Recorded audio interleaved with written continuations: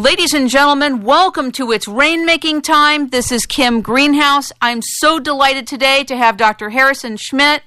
He's an Apollo 17 astronaut who was on the moon for 3 days, a former U.S. Senator. For more than 45 years, he's been involved in astronomy as an astronaut with NASA for 10 years, 20 years as a consultant and businessman and professor at the University of Wisconsin.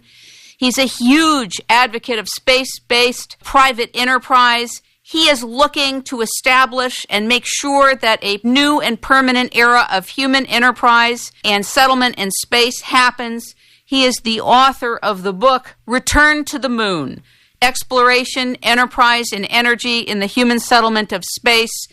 It gives me great pleasure to welcome you as our guest. We're delighted. None of us have met anybody who spent 3 days on the moon. Thank you, Harrison Schmitt, for joining us. Great to be here. Thank you for the invitation. Thank you, sir. First, I'd like you to share the emotionality, if you can go back to 1972, with your first impressions of going to the moon, being there, to just bring us in as an audience. Well, if you are speaking of actually landing in the Valley of Taurus Littoral, once all of the technical and operational activities had been completed, and we were indeed able to first look through the windows of the Challenger, the lunar module, and then a couple hours later actually get out of the spacecraft onto the surface and begin to work, you could not help, at least I could not help, but be tremendously impressed by two things. One is the fact that we were there, and others had been there on the moon prior to us. And two, how magnificent this particular valley in which we landed was to the eye. We were in a valley deeper than the Grand Canyon. The mountains on either side went up to over 7,000 feet. And we were essentially in the narrowest part of the valley with only about 7 miles wide at the point where we were. So we had a view of these brilliantly illuminated mountain walls with their steep slopes from top to bottom, almost constant at 26 degrees. The sun was as bright as any New Mexico sun that I've ever seen, of course, with no atmosphere to attenuate its rays. But I think the hardest thing to get used to when you're there, and probably never get used to, is that the sky with a brilliant sun is black.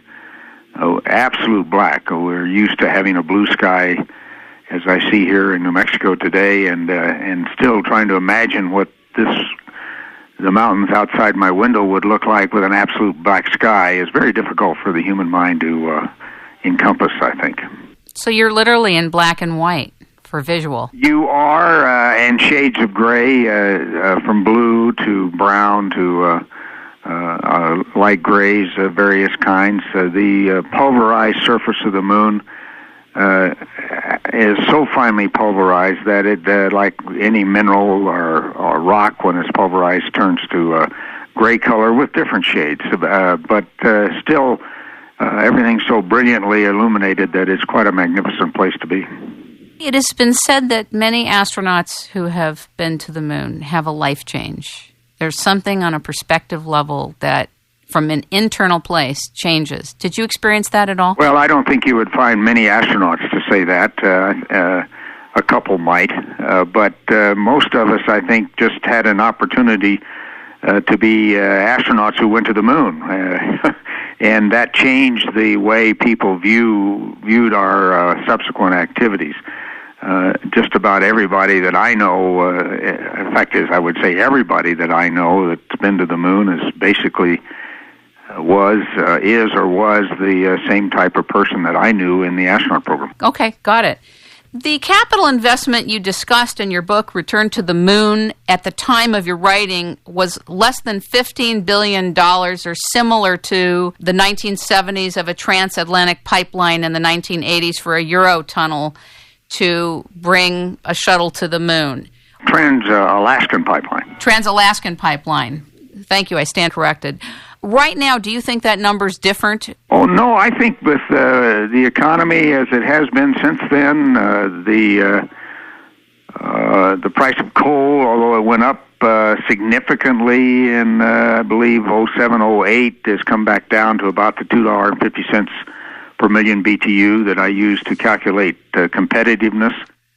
I think all of that has probably ended up with those estimates still being about right. Now, you've got to remember, this is an investor entrepreneurial effort and not a government effort. The government effort to do the same thing, if heaven forbid we let the government do it that way, would probably cost about 10 times what a private sector estimate effort would cost.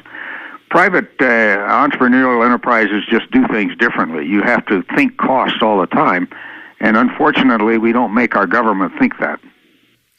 I felt that your book was so detailed, it was like a galactic business plan for exploration, enterprise, and energy in the human settlement of space. That's how much detail it had in it. Well, that was its intent, in part. I also intended to hope that most people could understand most of it. But also, it basically outlined all aspects of the kinds of things that a business plan to go back to the moon and harvest its energy resources would require.